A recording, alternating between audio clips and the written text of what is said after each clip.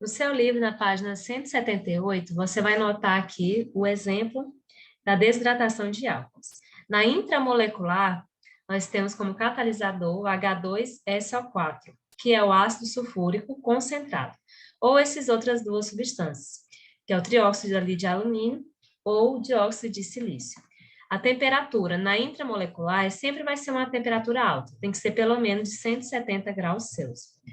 Já o que vai ser formado nessa desidratação? Se a desidratação é perda de água. Então, uma das coisas que vai ser formada é água. Além disso, se vai ser eliminado átomos ali do composto principal, do reagente, que está ali reagindo, então, o que vai ocorrer? Lá no final, a gente vai ter uma formação de uma ligação dupla, que é essa daqui, ó. Por quê? Porque ele vai perder ali o hidrogênio e o oxigênio, para poder formar água, então o carbono vai ficar faltando ligação para ele. Então, a gente cria uma dupla ligação. Então, vai formar um alceno e vai formar água. Na intermolecular, o principal catalisador que vai acelerar a reação é o H2SO4, ácido sulfúrico, que é um ácido forte, concentrado ainda por cima, e vai ser um aquecimento mais baixo, porque vai ter duas moléculas, pelo menos, ali reagindo. Nesse caso aí, na reação, o aquecimento vai ser de até 140 graus Celsius. Nesse caso, a formação vai ser de éter e água.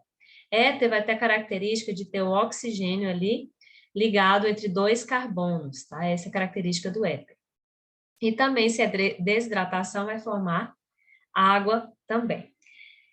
Aí nós vamos ver que um exemplo mais claro aqui da desidratação intramolecular, que é dentro da própria molécula, que vai ter algumas vezes que vai haver apenas uma possibilidade de hidrogênio que vai poder ser eliminado junto ao grupo OH da molécula do álcool.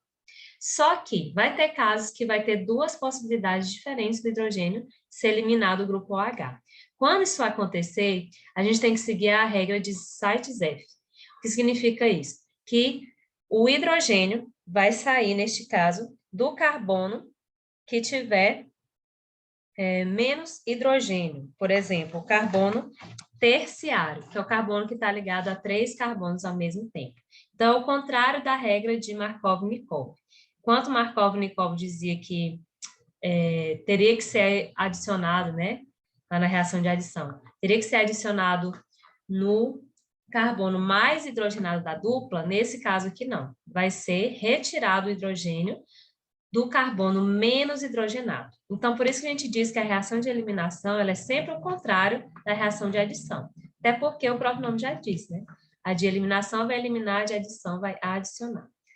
Neste caso, quando houver mais de uma possibilidade, vão se formar em maior quantidade compostos provenientes de eliminação de hidrogênio de carbono terciário, que é o de menor quantidade de hidrogênio, depois o secundário e, por último, o carbono primário.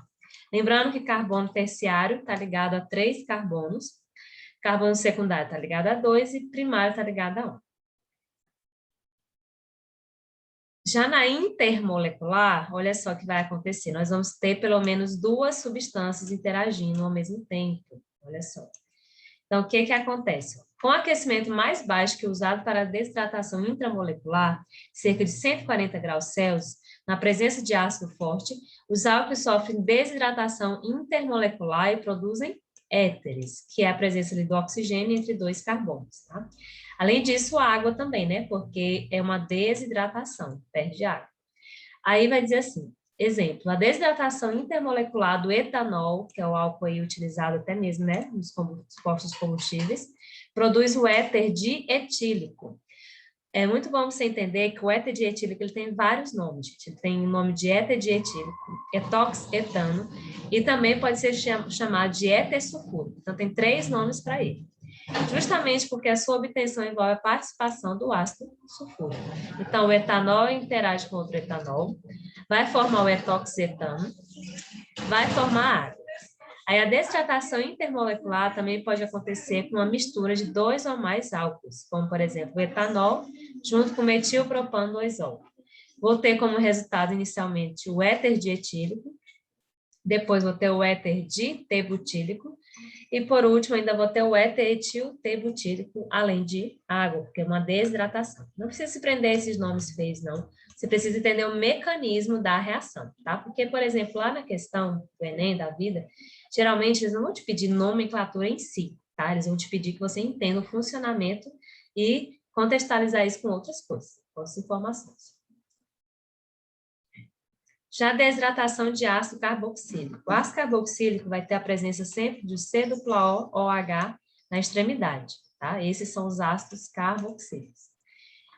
Os ácidos carboxílicos eles vão sofrer desidratação intermolecular, ou seja, dentro da própria molécula, na presença de agentes desidratantes como pentóxido de fósforo, P2O5, ou ácido fosfórico, H3PO4.